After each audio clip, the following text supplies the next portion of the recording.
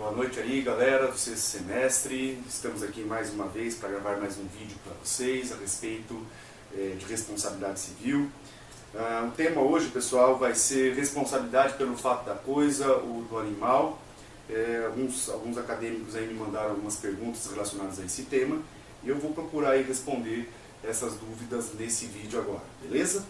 Bom, responsabilidade civil pelo fato da coisa ou do animal está dentro da análise do primeiro pressuposto da responsabilidade civil, que é a conduta do agente, né? Nós sabemos que essa conduta do agente ela pode se dar por ato próprio, né? Quando o próprio agente pratica e responde pelo ato que praticou, pelos danos que causou pelo seu próprio ato.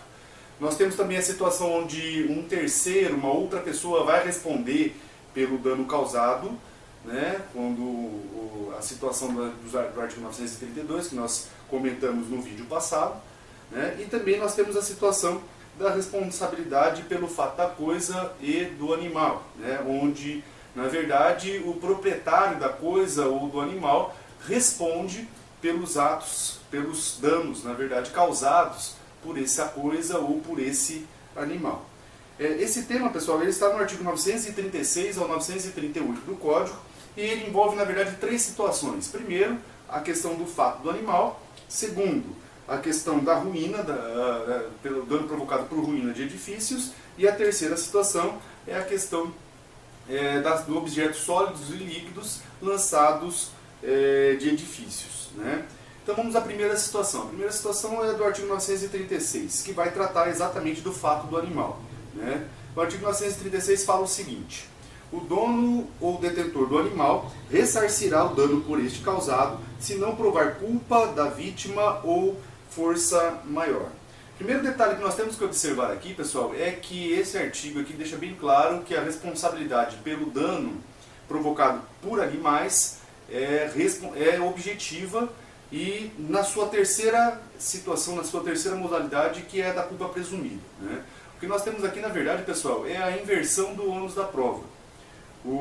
A vítima ela tem que provar a conduta, ela tem que provar o dano e ela tem que provar o nexo de causalidade.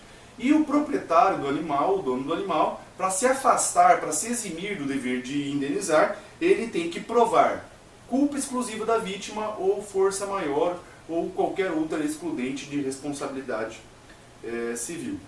Então o que nós temos, na verdade, é a inversão do ônus da prova, né? O dono do animal é quem tem que provar que a vítima é quem agiu com culpa ou que ocorreu alguma outra situação que rompeu o nexo de causalidade e que por isso não há o dever de indenizar, né? Outro detalhe importante, que foi inclusive uma das perguntas que me fizeram, é que além do proprietário, alguém mais pode responder por essa situação? Sim, vai depender aí da hipótese, da situação. Mas, por exemplo, se esse animal pertencer a um incapaz, quem que vai responder? Nós vamos ter que aplicar necessariamente o artigo 932, inciso 1 ou inciso 2, dependendo aí se ele está com os pais ou com o tutor ou curador.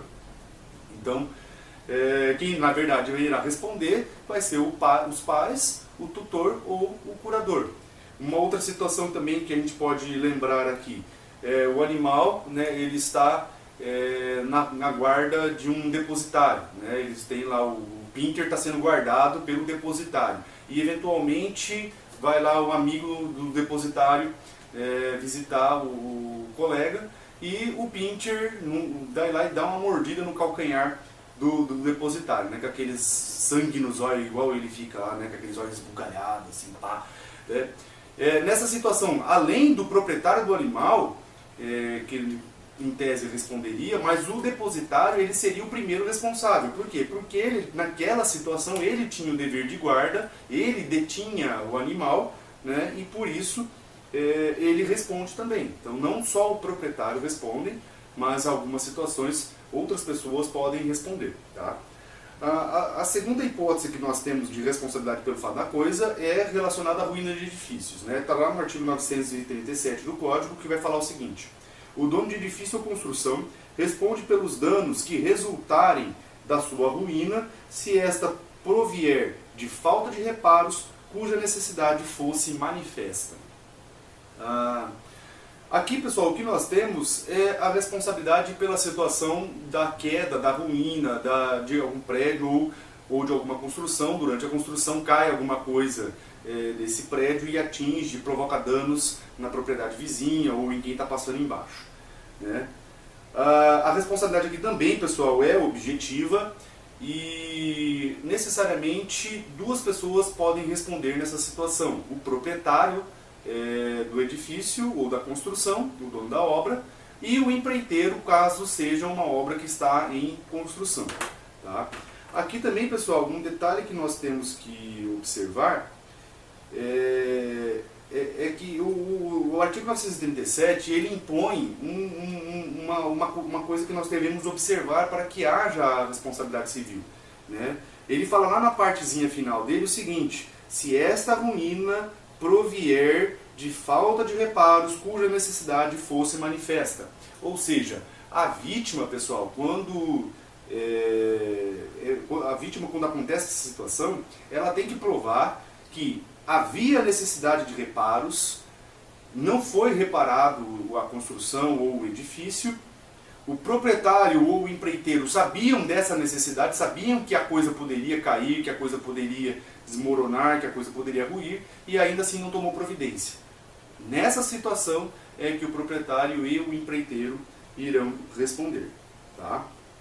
E a terceira situação, pessoal, é o artigo 938 do Código, que é exatamente a situação onde nós temos o derramamento de líquido ou atirar coisas sólidas de prédios e que ao cair lá embaixo, né, acaba atingindo alguém que está passando ou provocando danos à propriedade de quem está lá embaixo, né?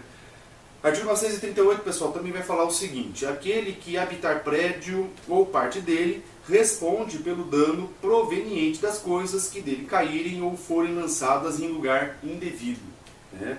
Então aqui, pessoal, o que nós temos também é uma responsabilidade objetiva com base no risco, né? O nosso legislador considera já há muito tempo isso, desde o Código 16, considera que aquele que habita edifício assume o risco de que coisas podem cair dele e que, voluntária ou involuntariamente, mas assume o risco de que essas coisas podem cair e que, ao chegar lá embaixo, podem atingir alguém, podem provocar danos a alguém.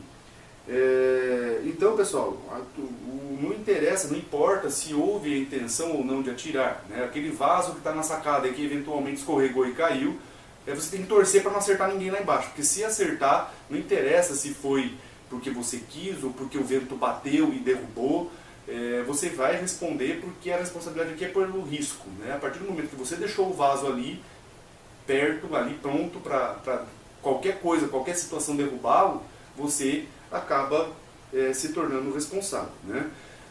O problema dessa situação aqui, pessoal, é identificar da onde que partiu o objeto, né? Da onde que esse objeto, da onde que esse líquido caiu. E o que a jurisprudência e a doutrina têm entendido, pessoal? Que a partir do momento que você não consegue identificar da onde que caiu o objeto, toda a face da onde da onde o dano foi provocado, todos os proprietários de apartamentos daquela face da onde o dano foi provocado respondem pela situação, e aí cabe a esses proprietários provarem que o objeto não poderia ter caído da janela deles ou provar da onde que efetivamente caiu aquele vaso para se eximir da responsabilidade civil. E em última análise, pessoal, se nem assim for suficiente para se identificar ou para se identificar o causador do dano ou para responsabilizar, em última análise quem acaba respondendo é o condomínio, tá?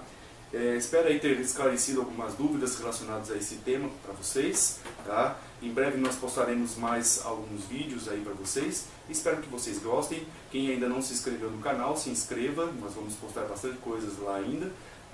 Curta, dê o seu like, né? Compartilhe com seus amigos também, com seus colegas, né? E espero que vocês tenham gostado. Beleza, pessoal? Boa noite, até mais.